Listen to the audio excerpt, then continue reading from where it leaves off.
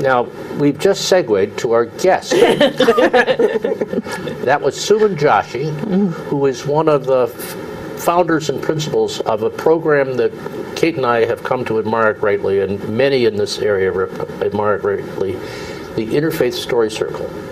And Ann Schneider is here, and she's another founding member of this group. And we're going to talk a little about that group because in many respects, Kate's being found by these stories that creep up on her probably started in the Interfaith Story Circle session, where we were introduced to people of faiths other than our own.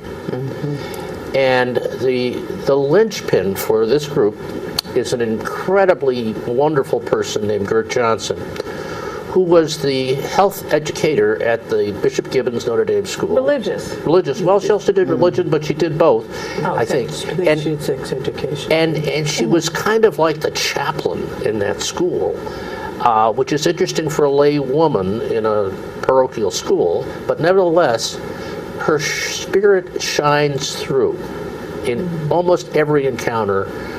Her wonderful way of reflecting the love of the Great One in our lives is just ever present. And I would, if she was here, I would have to say that to her, and she would blush a little, but it's true. And so the group has been going almost 25 years. This is the 25th year. It'll be the 25th anniversary. And so I kind of would like, maybe Suman, you and Ann could kind of introduce yourselves to people, and then we could go and talk a little bit more about the Interfaith Story Circle, and then we'd love a story. Okay. All right. Welcome to Story by Story. Thank you. As you said, I'm Suman Joshi. You said it right. I did. Yeah. And we have been here forever. As soon as we got married, we came here. And our sons were raised here. Now they are almost, I would say, middle-aged men, both of them. They wouldn't like that, to call them middle-aged. Middle-aged men. Yeah. Notice she didn't call them grown-ups. Just call them middle-aged men. So we have been here long enough, and as you said, winter, I'm going to start right there, because this year we are feeling it more, because every year we go to India, every year for a long time now. So we are in touch with India also. And this year, my husband hasn't been keeping that well, so we did not go to India during the winter. So when you said winter, I mean, it was, but I thoroughly enjoyed the winter. Because we have, I wanted to tell you that all of you are complaining, but I'm saying I just loving the snow, and because we haven't been here in the last 10 years during the winter. So this, I just realized this change of season is so important. Okay. Yeah, so. Well, we'll accept your affirmation of winter. Yes. And We it won't is agree with you, but we'll accept it. It is beautiful if you don't have to go anywhere. That's That is true, and that is true. Yeah, and I'm retired. I worked with many years with children with special ed as well as their parents. So counseling is my main passion and so profession. So there was not a single day that I went to Wildwood's programs, and there wasn't a single day I felt like I didn't want to go. Wow. Yeah, it was amazing journey. That could be another story though, yeah. So interfaith group, Gert Johnson, as you said, she's the one, I would say she's the founder. Lot of, all credit I will give it to her. She called me a few years ago, must be 20, Just a few, even to just few a few 20 years ago. yeah. And she said, and she said during the winter, and she said, we need someone to tell, we want to expand our program, and we need someone to tell the stories, something about Hindu faith and some stories about it. So that was the winter festival, I think. And I said, I come from a country where stories are told all the time. the whole country tells the story. Grandma is the most important person in that culture because telling the stories. So, and even in, there are many programs like, they are called Kirtan. That means long storytelling sessions, about 2 hours every day for 7 days. Wow. So I was kind of jumped on that opportunity actually when she said, would you tell a story? And I said, I'm not professional, but I have many stories. I have grown up with stories. So that's how my journey with Gert started. And I told a story on that day. And after that, I kept telling stories on panels and everything. So she said, how you have come such a long way. Did you take any classes or anything? How did you learn to tell so many stories? I said, I watched all of you. Yeah, and something I got from those stories. So Story Circle, really interfaith Story Circle, that has given personally to me a lot. I like the non-judgmental nature of it. Because you are not criticizing, you are not making comments, and even it shows, instead of applauding, we go this way. Right. And I thought that was beautiful, because you're not making noise, we are just going in yourself and kind of see, oh, what did I get out of this? Because it distracts you when you... And to me, there's a warmth to it. There's a physical warmth, and there's also it's a little like a moving namaste. Yes. Oh, yeah, a little like that too. It was one of the things that just jumped into my mind was a picture of Kalafama Osman, who's a young man who's been on this show. He graduated from SUNY. He's teaching these days, but he's looking to go to law school.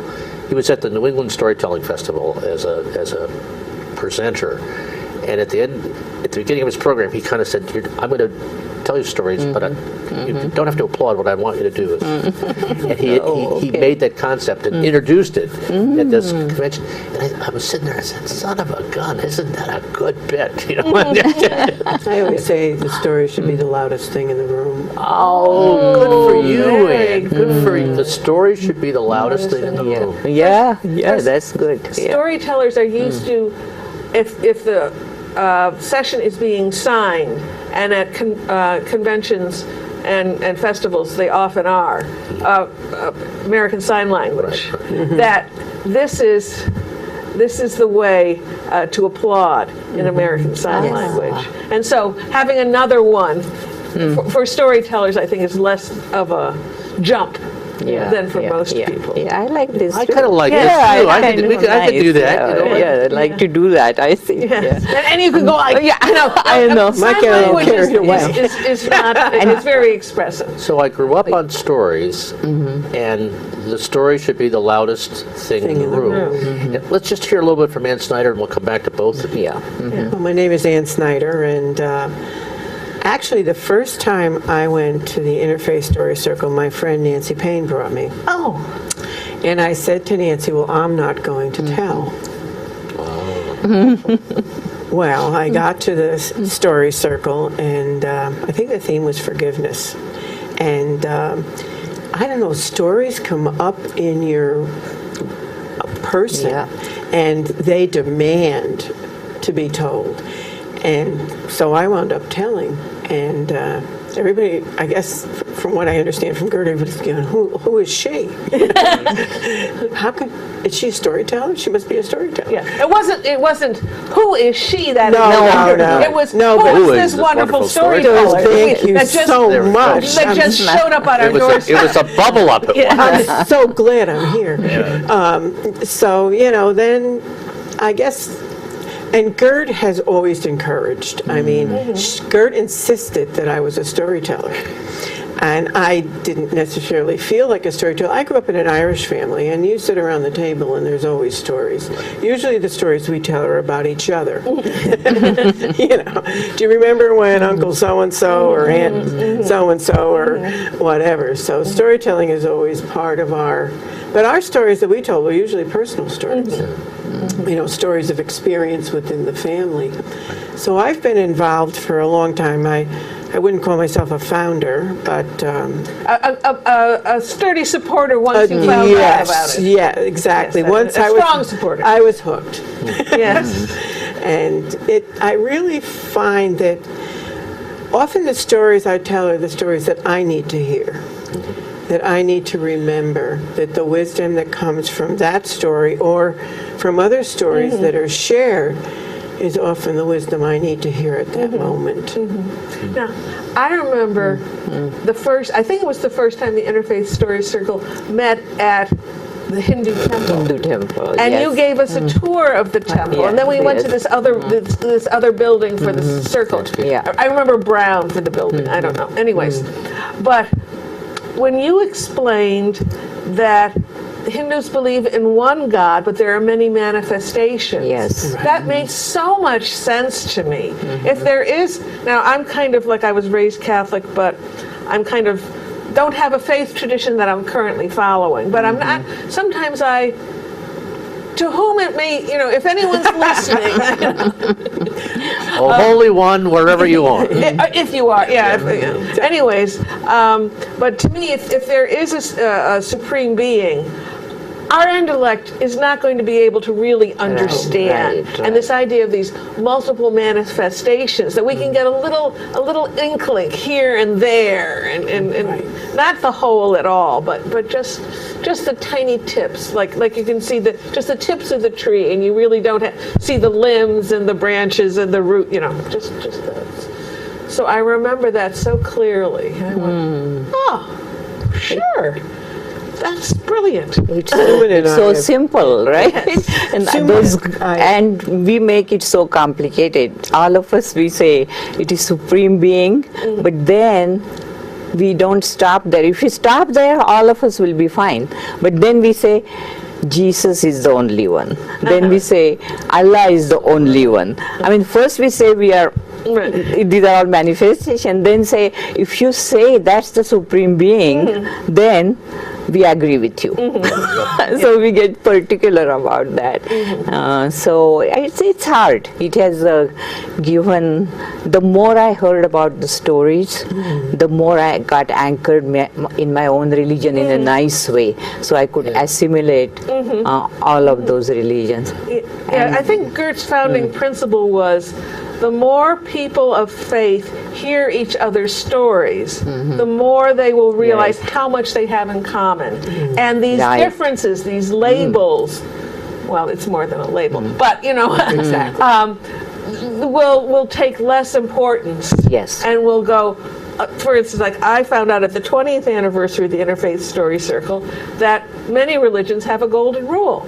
Yes. It's not just the same one. And it's the same. I mean, almost. The wording is, like the Muslim. One of the ways the Muslim one is expressed is, none of you truly believes until you wish for your brother what you wish for yourself. All right. Pretty much, that's it. Others. Yeah. And that is like recognize God in each other. It's the same idea, golden rule. Once you do that, And just, if you want me to talk a little bit about that day, Hindu temple. Sure. Right. Not exactly that day, but it is around Interfaith Story Group. Before, Gert did not have Hindus or Buddhist as part of Interfaith Story Group. Yeah. Mostly various flavors of Christians and Jews. Pretty much. And then Muslims came, and then Hindus came. So it started expanding, and at the same time, I had to say, all of us as a part of this group, we are coordinators in coordinating these programs each month.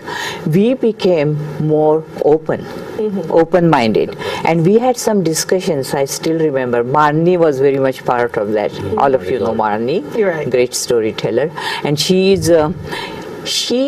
I always felt she was one of those people, she will try to listen and open your minds. Her mind was always open. Not that everyone would agree, but that's how we started growing up.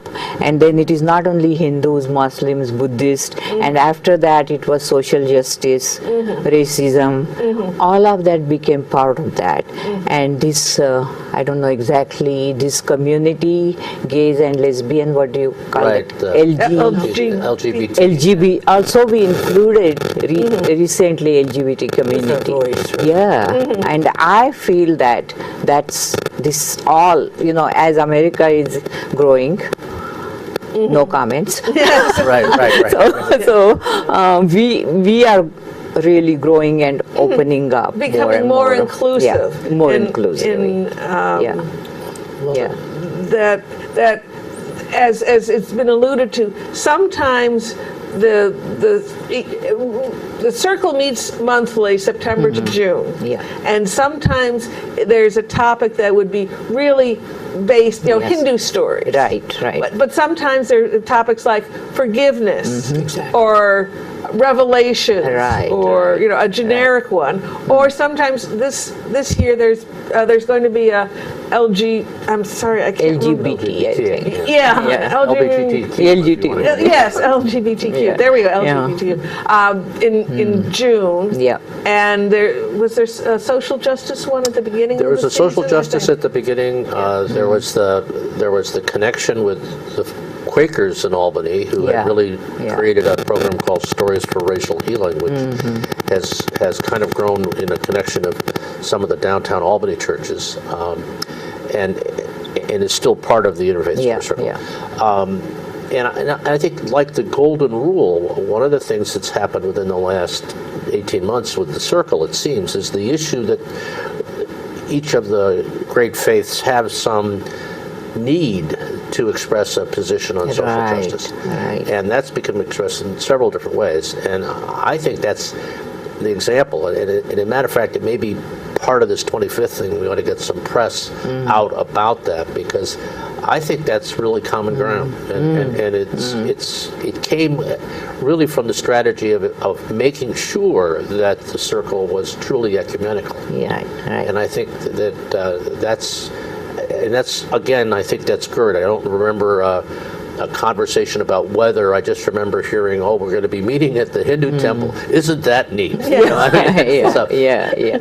And just to add to that, I don't want to forget that big thing is also teens and kids. Right. It became intergeneration, and as in Hindu temple we did once, Right. myself and next generation who was 16-year-old. We did these 3 stories, if you remember, intergeneration stories.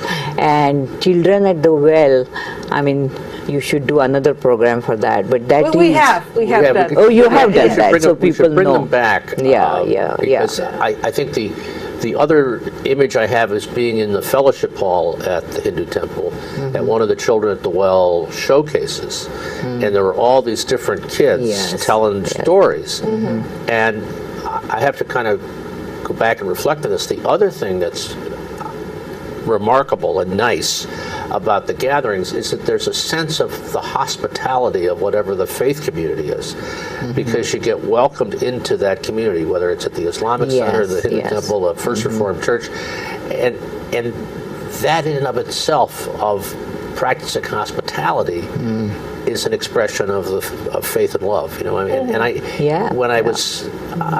came in late at the Dominican Retreat House, just the last meeting. Was it the last meeting? I don't know. It was just recently, the last couple months. Tent of Abraham. And Yes. Tent of Abraham, and it was just, it was infectious as a hospitable place.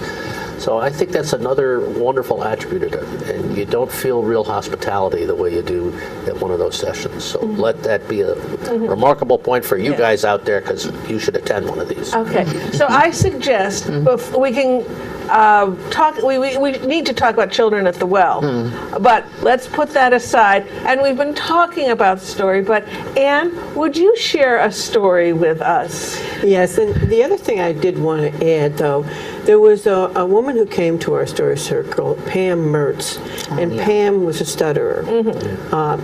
And what grew out of her relationship with us is that she started a podcast with people all over the world, and ask them to tell their stories as stutterers. Wow. And it really, these people never expected anybody to ever ask them to speak about themselves. So that's one thing that's grown up. So many wonderful things have grown up. Just one thing.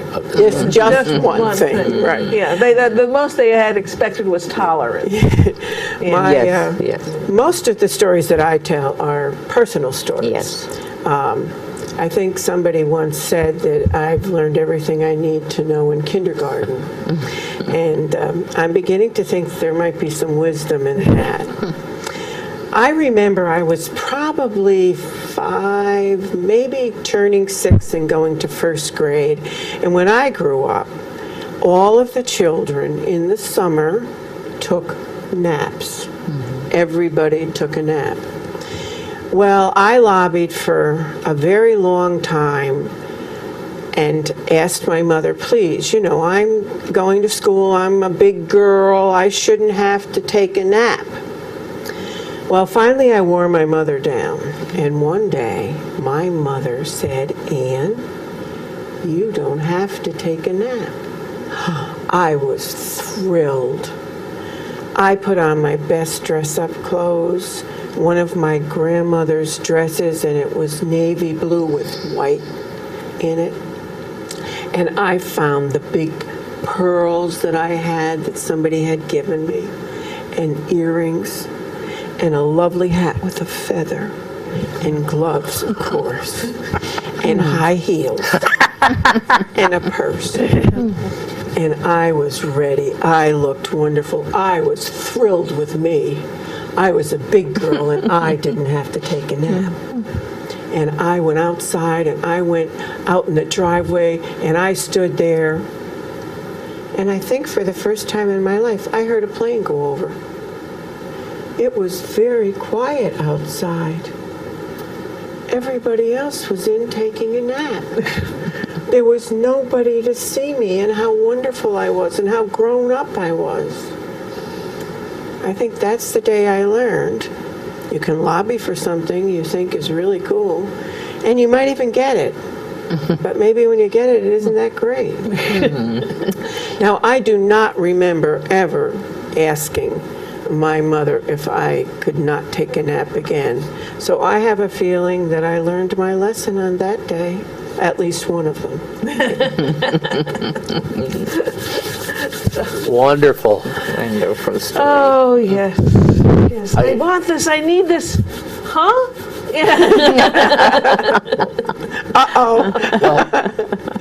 I just want you to know that as you were telling that story, and I was thinking not about when I was a kid taking a nap, I was thinking about when I'm an old fart taking a nap. And the code for that is if I'm going to take a nap, I say to my wife, I say, Gay, I think I'm going to go sit in my chair. Yeah. And that's what I do. I go sit in my chair and the code is also that she nudges me in about 20 minutes and asks me if I want to get up or can she get me the blanket. That's nice. I know you. Your name is Bob. Yeah, there you go. Yeah. You want to get up? Because there's a thing about a short nap, and then there's a thing about a long nap. So that was, and that's a good example because as you're listening to that kind of story, I wasn't necessarily a young kid dressed up with pearls, but I'd been That there. would have been all right too. Yeah. But I've been there, and when you listen to the stories, you're again being a kid.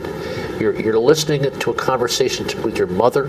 It's real time, and it builds on the memory because we remember your story, and we remember all those other associations, and that's what makes storytelling kind of special for people. My mother loved this picture of me. I mean, she loved when I did it, and then she kept this picture of me that one day I decided to dress myself. Now, it was clearly before I had started school. I had bangs, and then I had long hair. And once I started school, I got a pixie cut because my mother didn't have time to fuss with the long I had hair Kibasi anymore. curls. Oh, I used very to tie nice. them up in rags, your hair. Oh yeah. No, we didn't do that. Mine was. These are purchased curls. They're my hair, but it's permanent. But I have very straight hair, and we just let it be straight. But I decided I was going to pick out my clothes that day, and I picked out a very plain T-shirt kind of to wear, and then over that I put my corduroy overalls, but they had little ruffles, corduroy ruffles on the shoulder. They weren't hand-me-downs from my brother. No, these were my overalls. And it was plaid, and then a little string of pearls.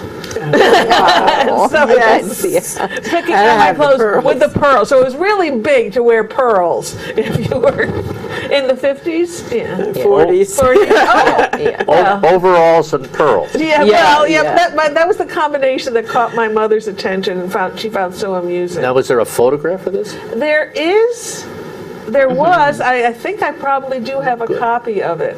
It's very clear, and I was very happy. She sat me down on the stairs going to the upstairs, and she took a picture of me, and because I was so happy, and she was enjoying how happy I was with this. An outfit that she wouldn't have chosen for me. Yeah. You had such a style, though, with the pearls. Yes. Wow. That somehow reminds me, it is, I have many stories of kids because I work with them, and especially, quote unquote, my love was autism, artistic kids. So they are so special to me. I mean, everybody is special, I know, but they were unique and special. So one of the kids, I mean, there are all kind of gradation of autism, right? So one of the kids, he would say, when you said that first do it and then tell, something like that, don't ask for permission. Yes. One of the kids would always say that to us, that I already did it. It is easier to say forgive me rather than asking permission. Coming from artistic kid. And whenever something happened there around us, we always went to him. Did you do it? Because you never ask. So We have a grandson who's just on the border of being autistic, and he's being mainstreamed in school. He's in the second grade, and we were talking on the phone, and Brian said, "Hey, Sammy wants to say something to you." So we had the phone on speaker, and Sammy gets on. He says, "I don't love you anymore." And I looked at Gay, and I looked back at the phone, and then Brian comes on and says, "Gee whiz, I didn't see that one coming." So they are special. They're very and then special. the next time he visited, this kind of remained, but he did come right into the kitchen and look at us very cheaply, and then he looked right at us and says, "I do love you very much." And it was just perfect. But he knew he'd stepped over the line, and something else was going on. But I'll never forget that phone call as long as I live. yeah, So